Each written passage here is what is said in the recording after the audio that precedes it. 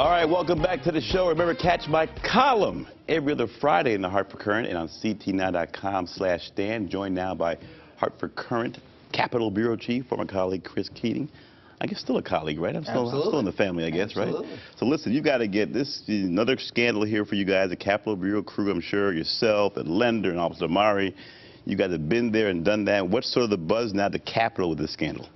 Well, everybody in the press room's working on it hard, basically every single day. On Wednesday, Speaker Donovan had a rally outside a union building, the CEA Teachers Union building. Good turnout, right? Yeah, pretty good turnout of union people, AFSCME people, et cetera, et cetera, et cetera. Rick Melita from his staff and others.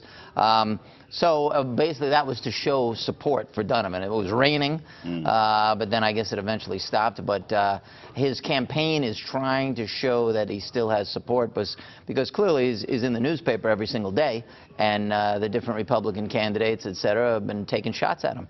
What do the insiders say? How wounded is he from a political standpoint? The primary's coming up, right? He's still not out of the woods here with this.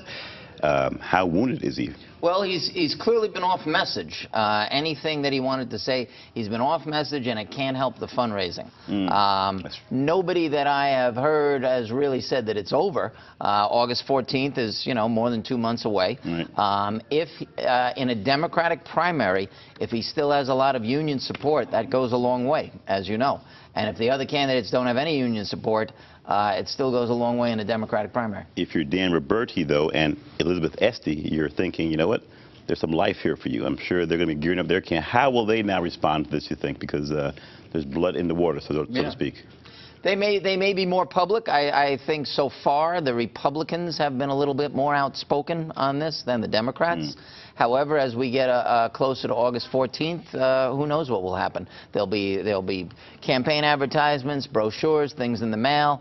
The bottom line is, until this is over, it's not going to go away in the short term. You mentioned the GOP, but they too had to return money. An odd part of this whole story, right?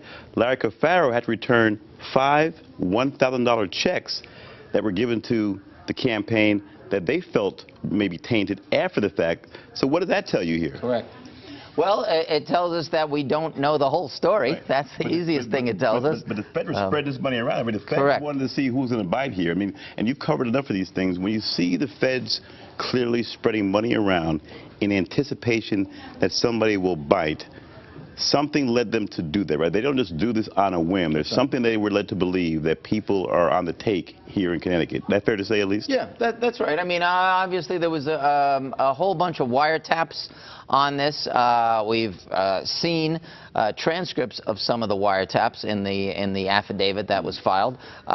We may be only seeing 5% of the story for all we know. A lot of things get picked up on wiretap. A lot of things get said on wiretap, and the feds, once they hear things on the wiretap, that's how they follow the investigation, and the investigation will go that way. We talked about Ernie Newton last week, and he was going to come on the show this week. We're still trying to get Ernie, but this kind of brings back his situation. We mentioned Ganim and Rowland, but here you have Ernie Newton, who's coming back to life again, rebounding from the same kind of drama that is alleged in this whole Donovan thing, basically putting your office up for sale. Again, Donovan has been charged, but the allegations are that you're basically trying to influence laws or actions by getting paid. And so your thoughts on this happening on the heels of Newton gaining steam? Yeah, what happened with Ernie Newton was, obviously you have to go to a federal judge to get permission to run a wiretap. What happened with the Ernie Newton thing, normally, or in certain cases, in Ernie's case, I remember it was 30-day increments. So the judge came back basically like 6 times and gave 6 extensions for 6 months of wiretaps on Ernie.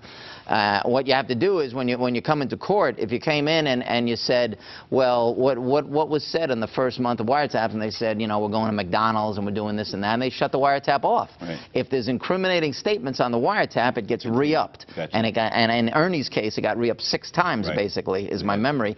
And the feds kept saying there was incriminating statements all along, so they kept running the wiretap. wiretap. It Right. continued.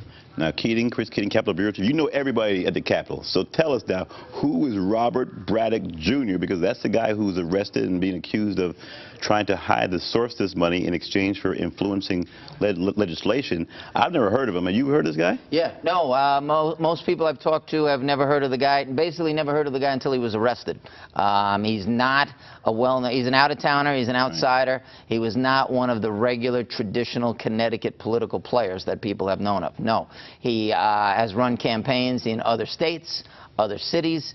He's an outsider. He basically came here about a year ago just to do this campaign. In congressional campaigns, they often do hire consultants from outside who travel around the country, and all they do is campaigns. This guy basically just does campaigns.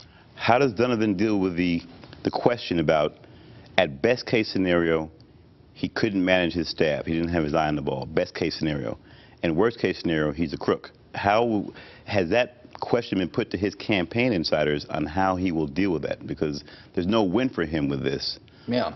Well, certainly on a lot of things, we have not gotten answers. We've asked the Donovan campaign on a lot of things. They ask about this and that. You know, why did you hire Braddock in the first place? Right. And the answer is, we're not talking about the investigation. Well, that's really got nothing to do with the investigation, why you hired the guy, but there's no answer. So they're not answering things. After the union rally, he basically got in a car and drove away. So they're not, we've heard it 25 times, they're not answering questions about the investigation. So they will cut things off, they'll get in a car and they'll leave, and that's basically what has happened. About 30 seconds. From a PR standpoint, that's very problematic for him, because the more he does not answer questions, the more questions will come about that, correct? So at some point, he has to stop the bleeding with sort of a full-blown press conference. Of course, his lawyers aren't going to encourage that. So he's a bit jammed up here from a campaign standpoint. People want to hear more about the situation, not about his platform anymore. Well, I'm sure he's been advised by lawyers to not talk anything about the investigation, not talk about the complaint, not talk about the arrest of Braddock, et cetera, et cetera, et cetera. And he really hasn't. He has not. He has not spoken about it at all. His campaign manager does not want to talk about the investigation. His campaign spokesman doesn't want to talk about the investigation, and he doesn't want to talk about the investigation. All right, but it can keep a lot on your story, on your columns, on your watch, on your blog, and your stories to be following this case, Keep right? watching. Chris Keating, Capitol Bureau Chief, Hartford Courant. Thanks to all our guests, Reese Norris, Corey Brinson. Don't forget, folks, you can catch our show 24/7, ctnow.com/Stan.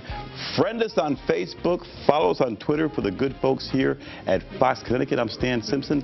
Tim Lammers, and the morning news is next.